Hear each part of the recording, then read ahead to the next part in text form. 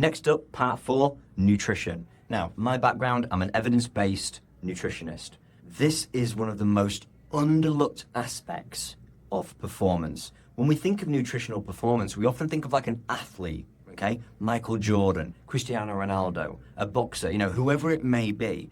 But actually, in the business world, in a career-driven environment, this is just as important as from an athletic standpoint, because there is no circumstance where a fitter, healthier body and brain loses to an unhealthy, lethargic body and brain. Under no circumstances, if the levels of teaching are the same. Point A is always going to outwork, outlast, and outgrow point B. So,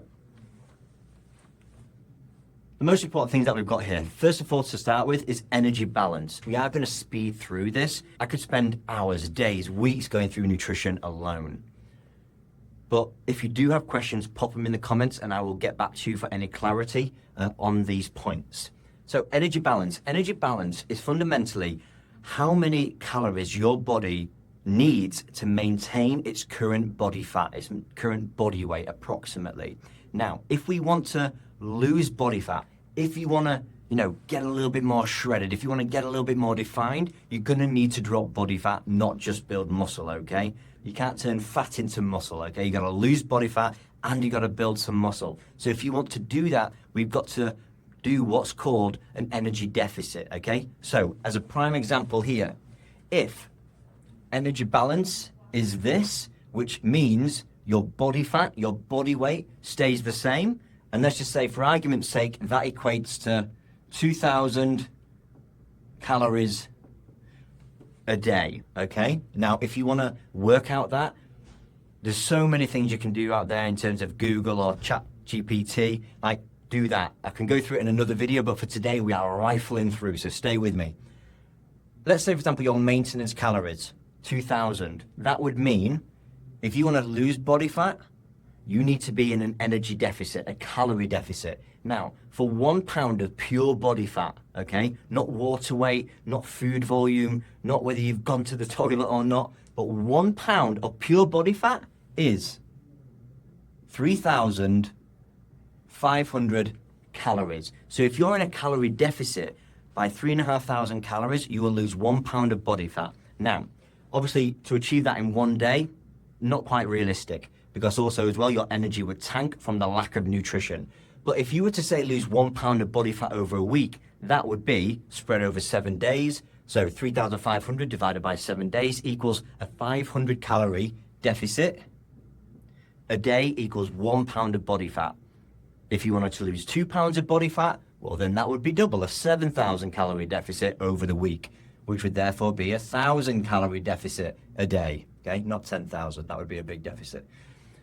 So on and so forth for 3 pounds, 1,500. You get the picture.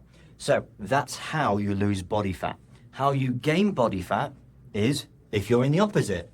So rather than it being below here, what you now would be is in above.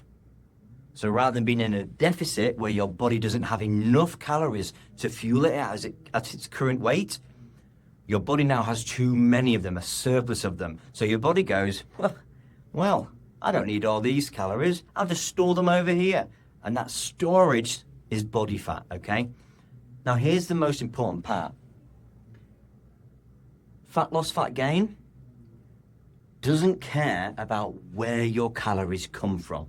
So using this example, if your maintenance is 2,000 calories and you eat 1,500 calories and you eat Cheetos and Wotsits, if you're in a deficit, you're losing body fat. Likewise, if you eat above that, so let's say you had 2,500 calories and you were in obviously a calorie surplus and you just ate lean protein, you ate vegetables and salads, you would put body fat on.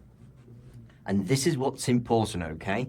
Now the caveat is I don't just want you sitting there eating Doritos and getting some like Cheeto in your belly button, okay? That's not what I want for you.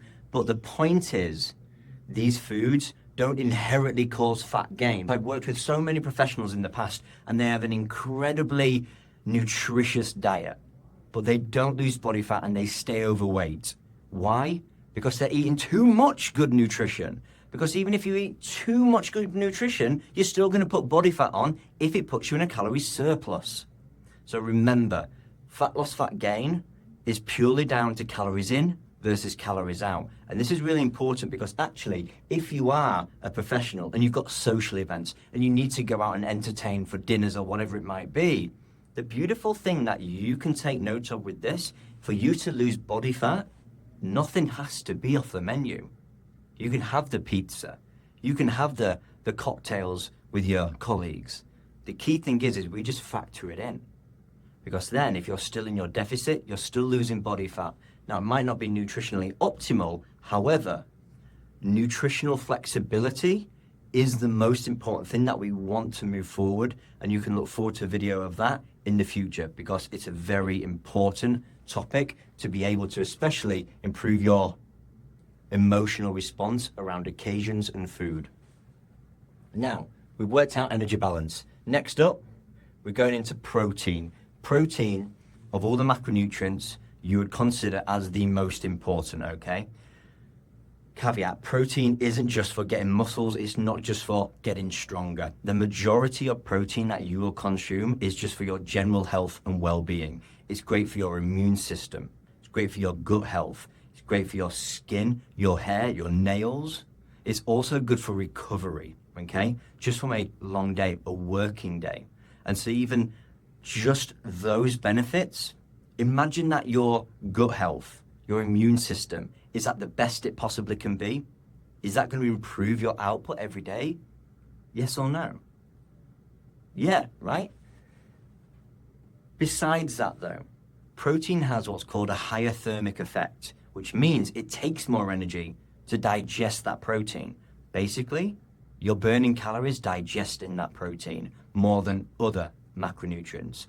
And as well, protein keeps you fuller for longer, which is handy. One, if you're busy working, then you don't have time to think about food because you're full, which works. But also as well, if you're losing body fat, it's also a positive, feeling fuller for longer when you're trying to lose weight. Because one of the things that's not ideal when you're losing weight is feeling hungry all the time. And one more thing about protein, the amount you should be consuming. Now in fact, to avoid deficiency is 0.8 grams per kilogram of body weight, okay? However, we're not going to spend time there. We don't want to be deficient. We want to be optimal. Now, optimal for general health is between 1.2 to 1.6 grams of protein per kilogram of your body weight every day, okay? That's for optimal health. Now, ideally, be at 1.6, not 1.2. We're optimal workers here. Now, if you want to increase that, that's absolutely fine, not a problem at all. Because if we're looking at muscle gain as well, that number can go anywhere from 1.8 up to 2.2 grams of protein for every kilogram of body weight as well. Now, here's the thing. When you work this out, it might, for example, say that's 130 grams of protein that you should be having every day. Now, take a look at what your average day consists of across plant-based proteins, animal-based proteins, and let's say, for example, at the moment, you're at 70 grams per day. So right now, you're suboptimal, okay? The key thing that I want you to focus on is not jumping from 70 to 130 or whatever your numbers are in one moment. The reasons why is because, one, it's going to be a big increase in food if you've got big changes to your diet to make. The faster you can get there, the better. However, see this as 70, week 1, week 2, 80, week 3, 90, week 4, 100, so on and so forth. So you gradually get there. Because if we're looking at maximum efficiency in the workplace, we can't expect wholesome changes overnight because results follow attention. And if you're obsessing too much about macros, then you've got less energy for work and for the things that matter to take not just your health forward, but your lifestyle forward, your business forward. So we want to have a hybrid of this. So again, what we want to do is just incremental steps forward, and the faster you can get to your optimal number, the better. Plus, just as a caveat, If you do go from 70 to 130 or whatever your numbers are again, that might actually take you from a calorie deficit into a calorie surplus because you're just suddenly eating a lot more food. So you want to work this together in the right way. Next up, we're going to fat, okay? Now, fat doesn't turn to fat. Fat isn't the devil. The only fat you should be avoiding are trans fats. Those are man-made fats, and those have been linked to heart disease and other diseases as well. Now, how much fat should you be consuming? You should be consuming anywhere from 25 to 35% of your daily food intake should be fat, okay? Now, you could go lower on this quite comfortably. The risk of that, though, is it's going to impact your hormones and your testosterone production. So make sure you are having adequate fat in your diet. Now, this doesn't mean eating chocolate bars or candy bars, but actually have natural fats, your nuts, your oils, your avocados, your steaks. The fat in these are going to be far better for you. And in terms of like cholesterol and saturated fat, what I want you to really understand here is that cholesterol isn't naturally bad. There's two types of cholesterol, which we'll go into in another video. However, if you're in a calorie deficit, if you're really focusing on all of these, those are only going to aid your health rather than be a negative impact for your health. Don't get me wrong, if you're putting loads of weight on and you're just sedentary and you're not moving and you're just unhealthy as anything, yeah, these fats aren't going to be good for you. But again, we're leveling up, right? Now, next up, carbohydrates. Carbohydrates often get a bad reputation, but actually they are the body and the brain's primary fuel source, okay? It's like putting the best fuel in your car to fire and go as fast as you can. This is the fuel that's going to take you through the day consistently with high energy. Now, what I want you to focus on are whole foods, okay? And I want you to make sure that you're not overeating on these whole foods, okay? So how we're going to do that is, if you imagine like a food plate here, we already know, let's say, for example, this is your daily intake. And let's say your goal calories, we're going to go simple maths here, 2,000 calories a day. Let's say that's what you've worked out in terms of what your maintenance calories are and how much body fat you want to lose each week. You maybe want to stay the same. Excellent, no problem.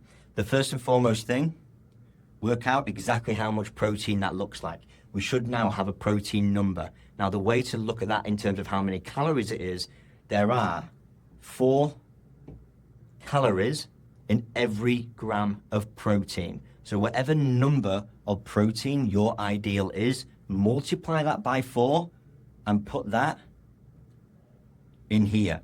That's how many calories a day your protein takes up. Now, next up, we're going to go into fat, okay?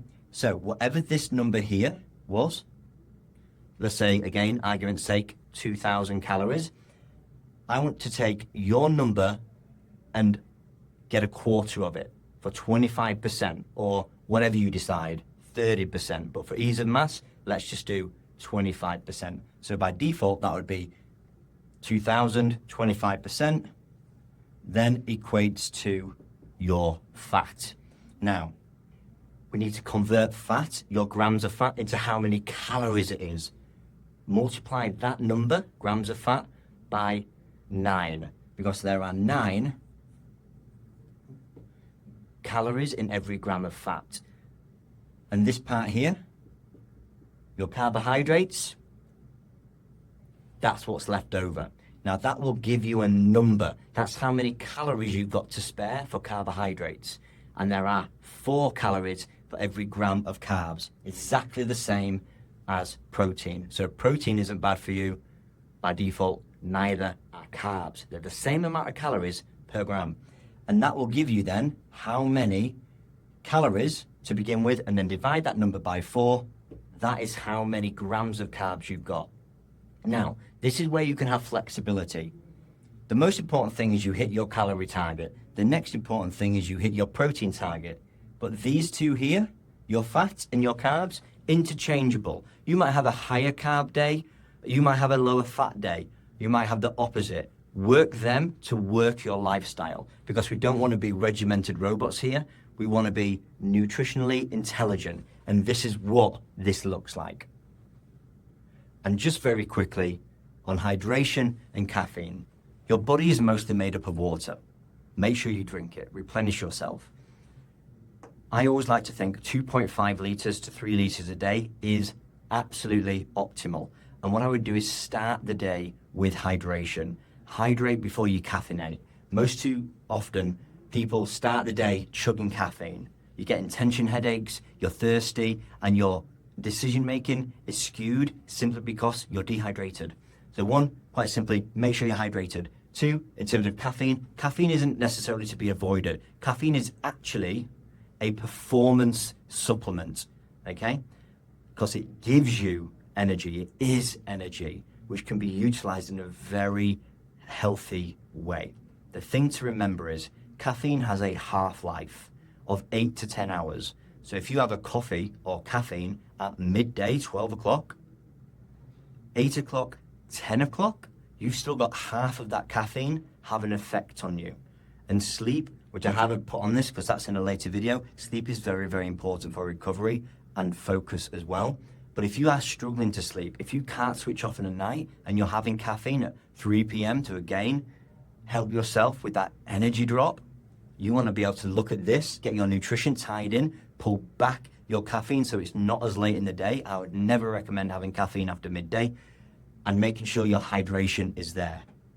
Finally, supplements. The most important thing the most important two things I'm going to say. One, start your day with electrolytes. It's going to cognitively tighten you up, sharpen you up for the day. And also as well, complement that with creatine monohydrate. Just 5 grams a day, have them both together on a morning, first thing. It's going to help stimulate your brain. It's going to help keep you focused for the rest of the day. But if you've got any questions on nutrition, we have flown through that. Pop them in the comments and I will reply back. And next up, we're going to be going through behaviors and identity.